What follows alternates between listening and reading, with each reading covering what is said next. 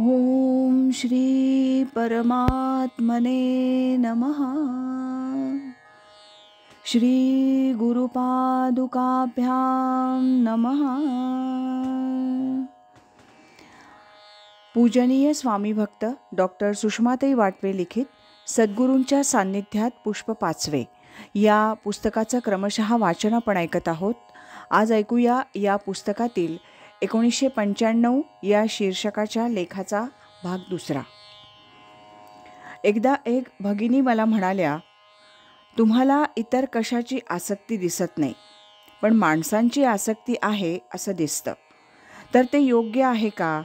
ही आसक्ती कमी केली पाहिजे का? स्वामीजी म्हणतात, मुळीच नाही. माणसांची आसक्ती असणं यात वाईट काय? स्वामी स्वरूपानंदांना देखील माणसं खूप आवडत असत.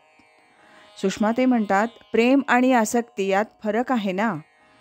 स्वामीजी म्हणतात, तुम्ही जर एखाद्याकडे काही इच्छेने जात असाल तर ती आसक्ती अपेक्षेतून निर्माण झाली असल्यानं ती योग्य नाही. पण जर निरपेक्ष बुद्धीनं तुम्ही माणसांना भेटत असाल, त्यांच्यात रमणं तुम्हाला आवडत असेल तर त्यात वाईट काही नाही. आपण सर्वांविषयी अंतःकरणात प्रेम ठेवावं, पण त्यांच्यात गुंतू नये.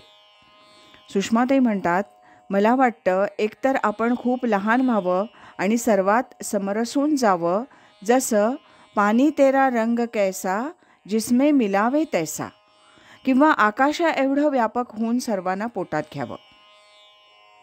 स्वामीजी म्हणतात, भक्तीनं लहान व्हावं आणि योगानं खूप व्यापक व्हावं. हे दोन्ही एकाच वेळी साधतात ते संत होतात.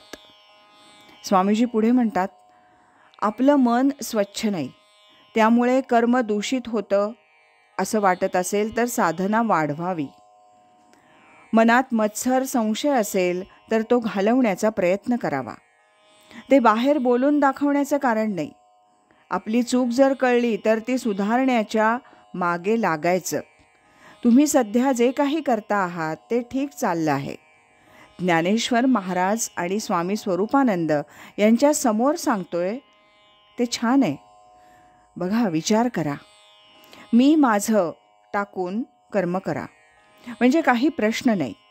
तुम्हाला योग्य वाटेल तसा कार्यक्रम करा. जी मंडळी तुम्हाला अनुकूल असतील त्यांना बरोबर घेऊन तुम्ही काम करा, पण काम न करता स्वस्थ बसायचं नाही आणि कोण काय म्हणतं याचा विचार नको. जी मंडळी येतील तेवढी पुरेत. स्वामीजी आणखी पुढे म्हणतात, कोणाबद्दलही मनात जरा देखील संशय ठेवू नये. कोणीही कसाही असो, आपण त्याला चांगलाच समजावा. राजकारणात याच्या उलट असतं. Everybody is a scoundrel unless otherwise proved. परमार्थात मात्र प्रत्येकजण चांगलाच समजावा. कोणी कुणाला सारखं बनवत नाही. तसं पाहिलं तर पुस्तकाच्या दुप्पट तिप्पट किमती छापणं, व्यापाऱ्यांनी कापडाचे वाटेल ते दर लावणं हे बनवणं नाही का? आपणही अनेक प्रकारे लोकांना बनवतच असतो. म्हणून साधकानं स्वच्छ मनानं जगाकडे बघावं. मनात संशय जरा देखील ठेवू नये. स्वामीजी पुढे म्हणतात, एकदा ज्ञान झालं तर ते पुन्हा जात नाही हे खरं, पण योगाच्या स्थितीत जे ज्योतिर्दर्शन किंवा प्रकाशदर्शन होतं अथवा आनंद होतो तो ध्यानातून खाली आल्यावर तसा राहत नाही. म्हणूनच तर भगवद्गीतेचा 7वा अध्याय आला.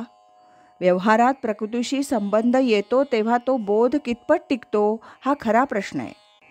तो बोध अखंड टिकला तर तो पूर्णच झाला. सुषमाताई म्हणतात, ध्यानात काही क्षण जी अवस्था येते की तिथं काहीही नाही, फक्त आपणच जाणीवरूप आहोत. ते खरं का खोटं? यावर स्वामीजी म्हणतात, तो अनुभव खरा, पण तो सद्गुरूंच्या शक्तीनं आला असेल तर तो कायम राहत नाही. जेव्हा स्वतःच्या प्रयत्नानं ती स्थिती प्राप्त होते तेव्हा तो आनंद जास्त काळ टिकून राहू शकतो. एकदा पूर्ण बोध झाला की मग तो लोकात असला तरी शांत तृप्त असतो.